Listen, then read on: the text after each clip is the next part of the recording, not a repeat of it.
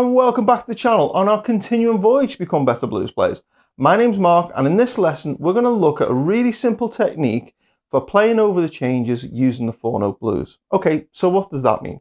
Well, playing over the changes means literally playing something different over the different chord changes in a 12-bar blues. If we imagine a 12-bar blues in the key of A, first 4 bars are all over an A chord, and then the next 2 bars, bars 5 and 6, they're over a D chord. And that playing the changes means literally playing a different scale or playing something different over the D chord than we play over the A chord. So that's what we're going to be doing today. Okay, so what is the 4-note blues? Well, I've done several videos on this recently, but a very quick recap is we're playing in the key of A. So we're going to use the D string and G string at the 5th fret and the 7th fret. So we get this nice little rectangle shape on the fretboard. It's these 4 notes here.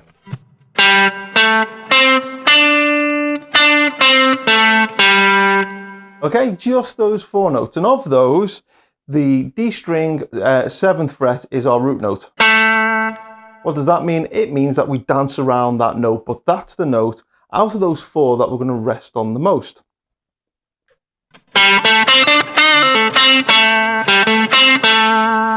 Okay, so we can come up with all kinds of nice blues licks, and if you want some examples of those licks, I've done, check out previous videos. Okay, so we're going to use those 4 notes, that little scale shape, that little rectangle shape there.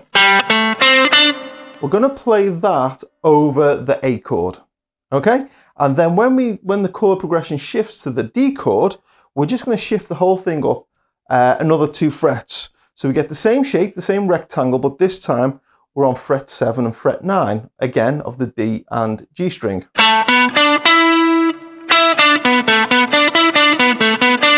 Okay, so over the A chord, it would be these 4 notes.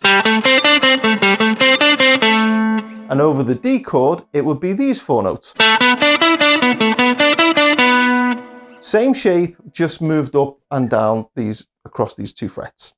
Okay, but there is something really important to think about when we do this, because our root note shifts position. So when we're on that A chord, this note here, that's our root note. That's a note we basically dance around, and that becomes the most important note. But when we move to that D chord and we shift everything up 2 frets, now this note here, we're playing with our index finger on the G string, that's now our root note. So when you think of that D chord, this note is our root.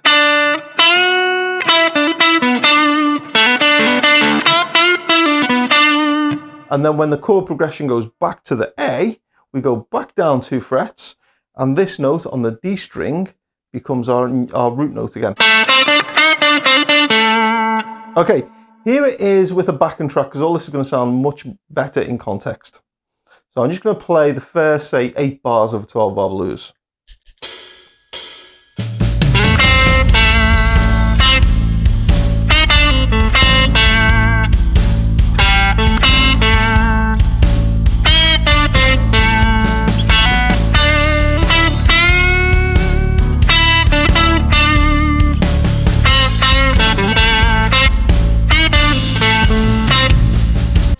Okay, so there, hopefully you could hear, when we slid up, when we played over that D chord, we got a totally different sound. We're still just using the same shape, we're just using 4 notes, but because we've slid up 2 frets and we've shifted where we think the root note is, we get a totally different sound. Sounds way more sophisticated. Okay, so a couple of little rules or a little bit of guide around this. We've talked previously that when we're on the A chord and when our 4-note blues is between the 5th and 7th fret, this note here is our root note, which means we hang on it the longest, but actually this note here with our index finger 5th fret, that's the flat 3rd, we can pull that sharp, we can play it dirty. We can do that as long as we immediately resolve to the root note. Now, we don't pull it and hold it so it sounds out of tune, because that would just be horrible. I mean, that just sounds awful. What we do is we pull it, so we're dragging it out of tune, adding some tension, and immediately releasing that tension by going back to the root note.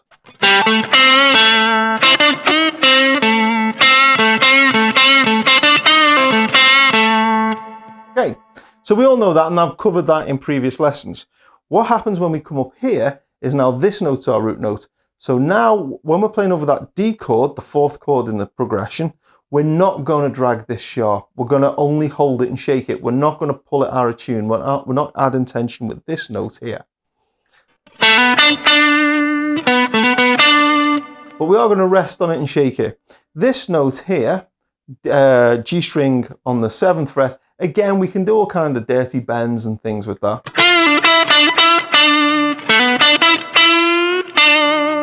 And they all sound really cool and nice and bluesy. And then when we're on the A chord, we go back.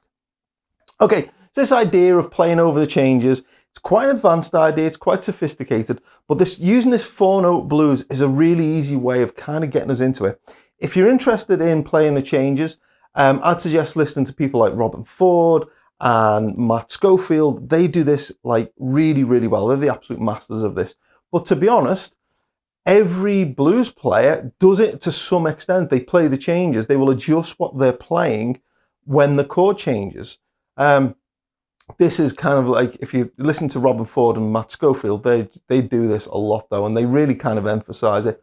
Other players may do it in a less obvious way, but all blues players do it to some extent.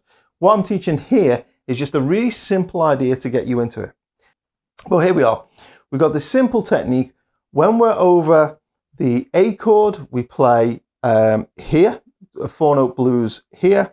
When we're over to the D note, we shift up 2 frets and we play a 4-note blues here. For the rest of the chord progression, you can just simply go back and play 4-note blues in that A position. Okay, so what I'm going to do now is I'm going to leave you with me playing an example solo of using this idea over 2 rounds of a 12-bar blues. If you'd like tab for that example, I'm not going to go through it and teach it lick by lick in this particular lesson. But if you want to copy the tab for that and you actually want to learn some of these licks and learn it for yourself, then drop me an email, my details are in the description below, and ask for playing the changes with the 4-note blues. And I'll send the tab back to you free of charge. The tab is paid for by the Patreon supporters, and so a massive thank you for them because they keep the channel running. Okay, so I'm going to leave you with that example. I'm also going to put the names of the Patreon supporters up to say thank you to them. But if you want that, details are in the description below, and the tab, as I say, is completely free. So I hope you enjoyed this lesson. I would encourage you to try and improvise and use this particular technique in your improvisation. The backing track is the same backing track from the previous lesson, and there's again a link to the description, link to that in the description below. But I'll leave you now with an example, and I hope you enjoyed it.